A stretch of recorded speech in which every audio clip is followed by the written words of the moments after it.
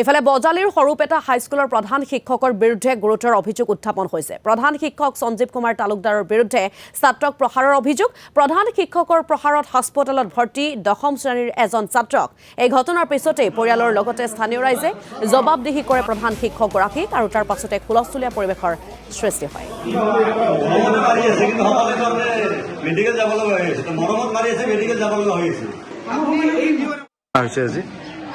আজি আমি আহিছিলোঁ আজিৰ পৰা 9 দিন আগত তাৰমানে ক্লাছ 8ৰ ল'ৰা তেখেতক মানে কি কৰিছিল ল'ৰাজনৰ প্ৰধান শিক্ষকে পিঠিত ভুকিয়াই দি মাত্ৰকে মানে চেঞ্জ কৰি দিছে চেঞ্চলেছ কৰি দিছিল। য'ত নেকি মেডিকেলত নি মাত্ৰকে অক্সিজেন গেছ ব্যৱহাৰ কৰি মাত্ৰকে বৰপেটা মেডিকেল নিব লগা হ'ল। তাৰপিছতো মানে বৰ্তমান গুৱাহাটীত চিকিৎসা কৰি ঘৰত আছিল, কিন্তু আজিলৈকে তেখেতে খবৰ এটাও লোৱা নাই আৰু একো মানে হেৰিও কৰা নাই। হয়তো তেখেতসকলৰ মানে ছাত্ৰজনৰ মানে গাৰ্জেন মানে সিমান হেৰি নহয় আৰু দুৰ্বল, গতিকে তেখেতসকলে একো মানে বেলেগ ব্যৱস্থা কৰা নাই।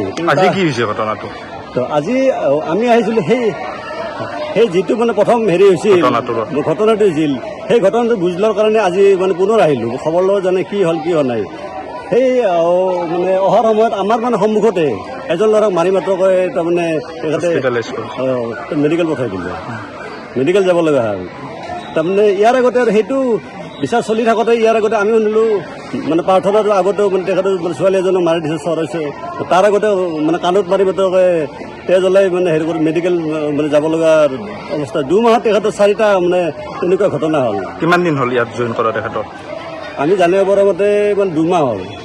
গতিকে 2 মাহৰ ভিতৰত যদি 4জন মানে তেনেকুৱা হয়, আৰু তাৰপিছত আমাৰ এই অঞ্চলৰ বা এইখন আমাৰ ঐতিহ্যমণ্ডিত আমাৰ হাইস্কুল, গতিকে আমি সেইটো হ'ব মানে দিব নোৱাৰোঁ। এতিয়া ছাত্ৰজন ক'ত আছিল? এতিয়া ছাত্ৰজন আজিৰ ছাত্ৰজন আছিল কলবাৰীৰ ল'ৰা।